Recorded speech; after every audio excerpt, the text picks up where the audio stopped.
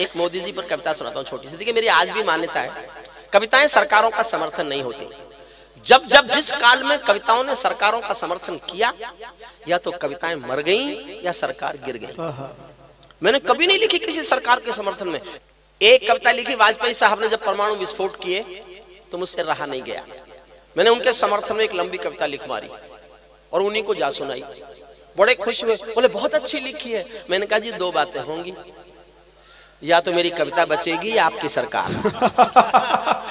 और इतिहास में लिखा है मेरी कविता बची, सरकार गिरी। अच्छा आज मेरा एक सच बोलने को मन कर रहा है आनंद भैया, आपसे मैंने कभी शेयर नहीं किया, आज शेयर कर रहा हूं मैं आर्यन के और अनीता के लिए। अटल बिहारी वाजपेयी जी अपने जन्मदिन पर कवि सम्मेलन कराया करते थे जब प्रधानमंत्री थे। 25 दिसंबर को उनका जन्मदिन होता था। एक बार उन्होंने कवि सम्मेलन के बाद जब चाय पिला रहे थे कवियों को, तो अपनी जेब से एक चिट्ठी निकाली और मुझे दे के बोले हरिओम इसको पढ़। वो चिट्ठी किसी कैदी ने जेलर को लिखी थी इलाहाबाद के। डीआईजी जेल जब बनी थी हमारी किरण बेदी जी, तो इन्होंने कैदियों की सुधार के लिए जेलों में कवि सम्मेलन शुरू करा दिए। या तो सुधार के लिए कराए, या हो सकता है उनके दिमाग में ये हो कि कैदियों की सजा में कुछ कमी रह गई है, तो कवि सम्मेलन कराए उन्होंने। इलाहाबाद जेल में कवि सम्मेलन हुआ। वहां एक कैदी जिसको उम्र कैद हो गई थी, उसने एक चिट्ठी जेलर को लिखी। जेलर वाजपेयी साहब का दोस्त था, उसने वाजपेयी साहब को भेज दी ये सोच के कि ये कवि हैं, हंसेंगे। वो चिट्ठी वाजपेयी साहब ने मुझे जेब से निकाल के दी, बोले हरिओम इसको पढ़ के सुना। चिट्ठी में कैदी ने लिखा था, साहब मुझसे कत्ल हो गया, मेरी उम्र कैद हो गई, मैं सजा भुगत रहा हूं। मैं ये जानना चाहता हूं मुझे जो ये कविताएं सुनवाई जा रही हैं, ये मेरे किस जुर्म की सजा है? सत्य घटना। तो अनीता और आर्यन, तुम्हें इन बच्चों से क्या दुश्मनी थी जो इनको कविता सुनाने की सजा दी तुमने, और इतनी ठंड में, और ऊपर से बिना ढके। चलिए सुनिए, मैं सुनाता हूं। तो मैं एक कविता सुनाता हूं मोदी जी पर। एक शब्द उनके खिलाफ नहीं है और एक शब्द उनके पक्ष में भी नहीं है, और कविता में हरिओम पवार जिंदा है। थोड़ी सी पक्षपात बस आखिरी लाइन में हो गई थी मुझसे, वो हो गई थी तो हो गई, इतना तो भारत में चलता है, कोई बहुत ईमानदारी नहीं होनी चाहिए।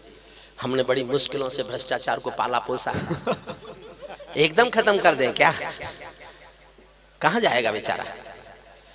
सहज सी कविता सुनिए, मैं केवल उसका एक पहला छंद और एक आखिरी छंद सुना रहा हूं, बीच में से सारा हिस्सा काट रहा हूं उसका। मैं ताजों के लिए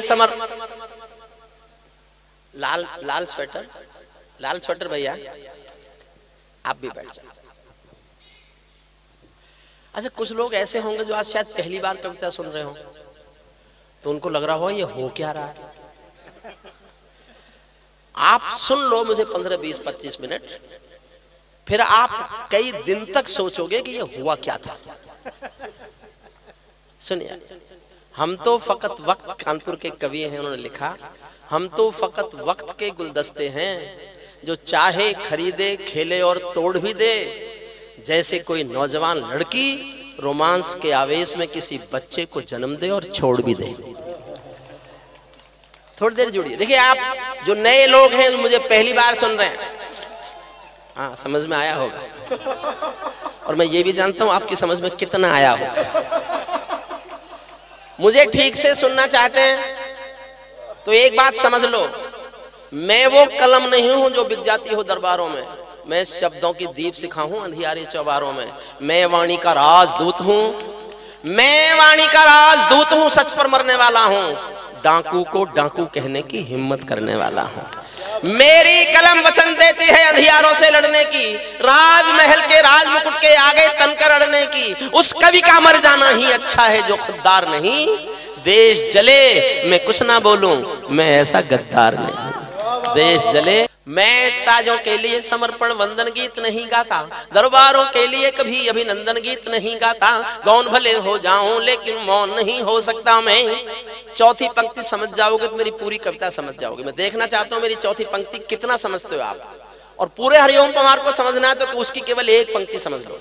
फिर पढ़ता हूं, मैं ताजों के लिए समर्पण वंदन गीत नहीं गाता, दरबारों के लिए कभी अभिनंदन गीत नहीं गाता। गौन भले हो जाऊं लेकिन मौन नहीं हो सकता मैं। चौथी पंक्ति मैंने अभी पढ़ी नहीं है। भैया बहुत अच्छे लोग हैं, बहुत अच्छे लोग, मैं समझ गया, बहुत अच्छे लोग हो आप, बहुत अच्छे, लेकिन मैं भी बहुत अच्छा हूँ। ये समझ लो आप, मुझसे पार पाने की कोशिश मत करो। मैंने 40 साल यही काम किया है। मैंने 40 साल एक यूनिवर्सिटी में पढ़ाया है और कानून पढ़ाया है। कानून के बच्चे बहुत बड़े बड़े बच्चे होते हैं, मैंने उनसे पार पा लिया। तो आप क्या बच्चे हो, आप तो प्यारे बच्चे हो, अच्छे बच्चे हो, जो कविता सुनने आ गए। उनके अंदर जो अच्छाई है, मैं उस अच्छाई के बल पर अपनी कविता सुना लेने का दम भर रहा हूँ। सुनिएगा। मैं ताजों के लिए समर्पण वंदन गीत नहीं गाता, दरबारों के लिए कभी अभिनंदन गीत नहीं गाता। गौन भले हो जाऊं लेकिन मौन नहीं हो सकता मैं। पुत्र मोह में शस्त्र त्याग कर द्रोण नहीं हो सकता मैं। पुत्र सल्यूट आपको। पुत्र मोह में शस्त्र त्याग कर द्रोण नहीं हो सकता मैं। कितने ही पहरे बैठा दो मेरी क्रुद्ध निगाहों पर, मैं दिल्ली से बात करूंगा भीड़ भरे चौराहों पर। मैं गाथा वाचन करता हूँ सिंहासन परिवर्तन की, अच्छे दिन आने वाले हैं नारों के आकर्षण की। कभी किसी भी प्रलोभन में मेरी कलम नहीं बिकती, और किसी भी डर के आगे दिन को रात नहीं लिखती। मैं शब्दों की क्रांति ज्वाल हूँ, वर्तमान को गाऊंगा।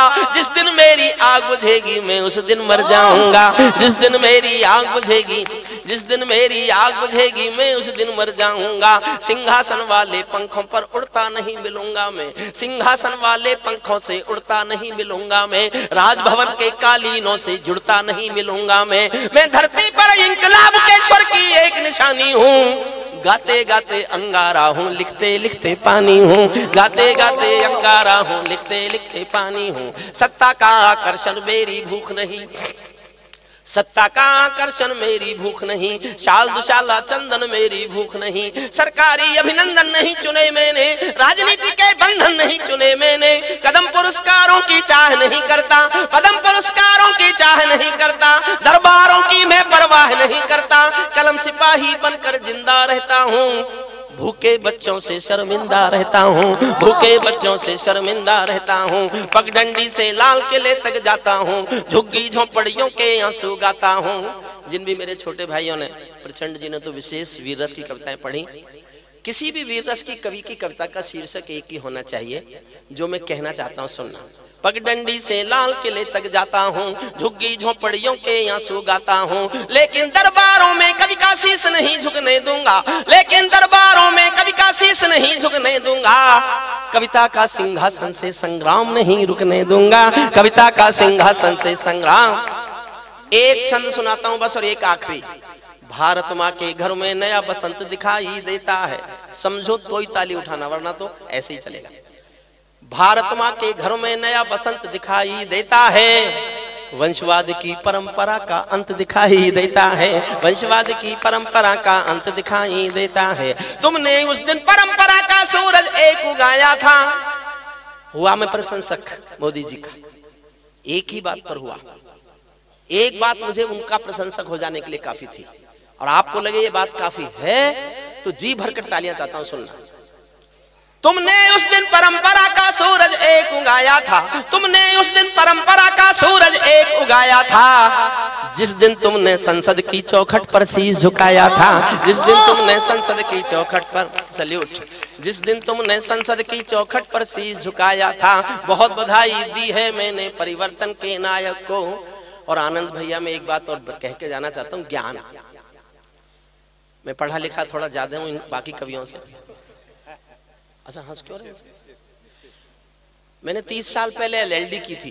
ये कानून की दुनिया की आखिरी पढ़ाई है, जिसके बाद और कोई पढ़ाई है ही नहीं।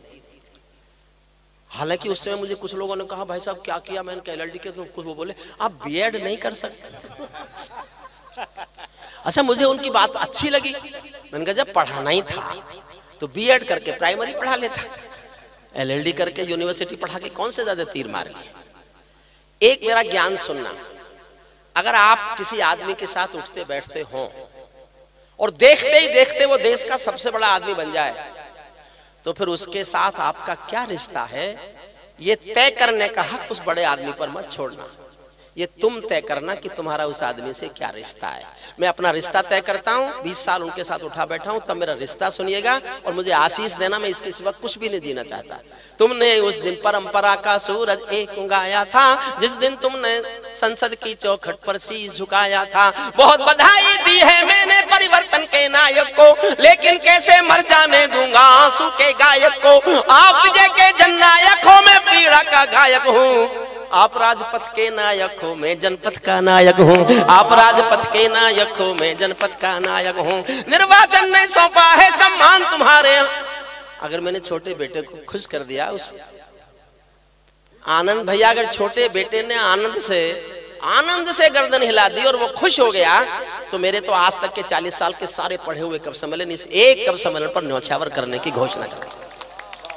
मैं जानता हूं उसकी समझ में कुछ नहीं आ रहा है, लेकिन फिर भी वो प्रसन्न होकर निर्वाचन ने सौंपा है सम्मान तुम्हारे हाथों में। लोकतंत्र की मां संसद का मान तुम्हारे हाथों में। संविधान के पालन का रुमान तुम्हारे हाथों में। तिलक गोखले गांधी का वरदान तुम्हारे हाथों में। अमर तिरंगे की सौंपी है शान तुम्हारे हाथों में। सौंप दिया है पूरा हिंदुस्तान तुम्हारे हाथों में। सौंप दिया है पूरा हिंदुस्तान तुम्हारे हाथों में।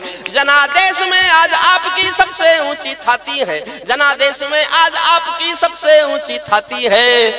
दिया तुम्हारा तेल तुम्हारा और तुम्हारी बाती है। दिया तुम्हारा तेल तुम्हारा और तुम्हारी बाती है। आज आपके कर कमलों में टूटी हुई कमान नहीं, और पगों के नीचे कोई गिरता हुआ मचान नहीं। आज आपके ऊपर नभ है, नीचे ठोस धरातल है, और आपकी सौगंधों में गंगा मैया का जल है। और आपकी अंतिम छंद सुनिए, लंबी कविता है, मुझे 12 लाइन सुनानी है। मैंने 20 लाइन लिखी थी, 8 वो मांग पूरी कर दी गई जो मैं चाहता था।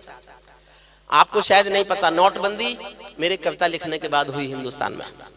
370 मेरी कविता के बाद हटी। फूड सिक्योरिटी एक्ट मेरी भूख वाली कविता के बाद आया। मैं गर्व कर सकता हूं, इतराता हूं इस बात पर कि मेरी कविताएं हिंदुस्तान की सरकारों के निर्णयों का विषय बनी है। अभी भी मैं 10 लाइन पढ़ रहा हूं जो मेरी मांग है। जब तक ये पूरी नहीं होंगी तब तक मैं चीखूंगा, चिल्लाऊंगा। आपको लगे हमारे राजा से हमें अपनी शिकायत करने का हक है, तो मेरी एक एक पंक्ति में एक एक मांग सुनना। ये सौगंध तुम्हारी है, मैं देश नहीं बिकने दूंगा। ये सौगंध तुम्हारी है, मैं देश नहीं बिकने दूंगा। देश नहीं मिटने दूंगा, मैं देश नहीं झुकने दूंगा। है मेरा विश्वास कभी सौगंध नहीं तोड़ोगे तुम। है मेरा विश्वास कभी सौगंध नहीं तोड़ोगे तुम। भारत माँ की सेवा का अनुबंध नहीं छोड़ोगे तुम। ऐसा कुछ कर जाओ पूरा देश देखता रह जाए। देश नहीं भूमंडल का परिवेश देखता रह जाए। ऐसा कुछ कर जाओ पूरा देश देखता रह जाए। देश क्या कर जाओ, 12 लाइन सुनना। सल्यूट, आपको सल्यूट। 12 लाइन, एक एक लाइन पढ़ रहा हूं, और आप चाहते हैं कि ये भी पूरा हो, तो एक एक पंक्ति पर समर्थन मांगता हूं। सुनना, पहली मांग, संसद को गुंडों से दागी चेहरों से खाली कर दो। अगर हमें कश्मीर में एक भी आतंकवादी नहीं चाहिए, तो संसद में एक भी गुंडा नहीं चाहिए। गुंडा नहीं चाहिए। दूसरी पंक्ति आपका और मन मांगती है, संसद को गुंडों से दागी चेहरों से खाली कर दो।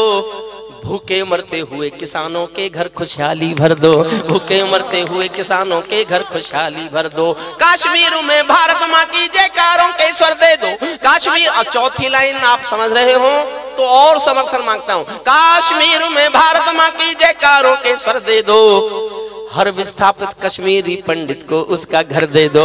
हर विस्थापित कश्मीरी पंडित को उसका घर दे दो। खेलों को नेताओं से पूंजीपतियों से मुक्त करो। खेलों को नेताओं से पूंजीपतियों से मुक्त करो। माँ बहनों बेटी का जीना स्वाभिमान से युक्त करो। झोपड़ियों को मत सिखलाओ तौर तरीका जीने का। उन्हें मयस्सर कर दो केवल अच्छा पानी पीने का। उन्हें मयस्सर कर दो केवल अच्छा पानी पीने का। नंगे बदन लिए फिरते हैं ख्वाहिश एक लंगोटी की। नंगे बदन लिए फिरते हैं ख्वाहिश एक लंगोटी की। खाली पेट लिए बैठे हैं उम्मीदें 2 रोटी की। कहीं भूख से कोई बच्चा मर ना जाए, याद रहे 10 करोड़ भूखी पीढ़ी की याद तुम्हें फरियाद रहे। तुम चाहो तो भारत के घर घर को देवाले दे दो। लेकिन सबसे पहले झोपड़ियों को शौचालय दे दो, लेकिन सबसे पहले झोपड़ियों को शौचालय दे दो। ऐसा कुछ कर जाओ पूरा देश देखता रह जाए, देश नहीं भूमंडल का परिवेश दे। अंतिम पंक्तियां सुनना बहुत मन से, मैंने बहुत मन से लिखी है। मैंने कहा एक पंक्ति में पक्षपात है थोड़ा सा, आखिर में आपको लगे इतना पक्षपात तो कवि को कर लेना चाहिए।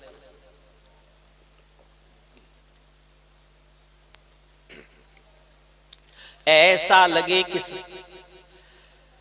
ऐसा कुछ कर जाओ पूरा देश देखता रह जाए, देश नहीं भूमंडल का परिवेश देखता।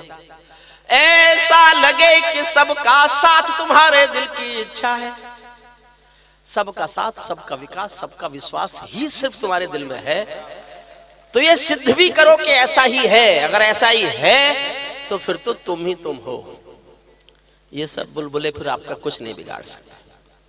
ऐसा लगे कि सबका साथ तुम्हारे दिल की इच्छा है, सामाजिक सद्भाव तुम्हारी सबसे बड़ी परीक्षा है, सामाजिक सद्भाव तुम्हारी सबसे बड़ी परीक्षा है। ऐसा लगे कि गुजराती बेटा गांधी का सपना है, ऐसा लगे कि गुजराती बेटा गांधी का सपना है। ऐसा लगे कि भारत का सरपंच हमारा अपना है, ऐसा लगे कि सब अरब की आबादी का दमखम हो, ऐसा लगे कि भारत की सब तहजीबों का संगम हो, ऐसा लगे कि देशद्रोहियों को तुमने ललकार दिया, ऐसा लगे कि देशद्रोहियों को तुमने ललकार दिया, ऐसा लगे कि भारत मां का हर दुश्मन धिक्कार दिया, ऐसा लगे कि काले धन का पूरा खेल हिल गया है, ऐसा लगे कि दिल्ली को सरदार पटेल मिल गया है, ऐसा लगे कि दिल्ली को सरदार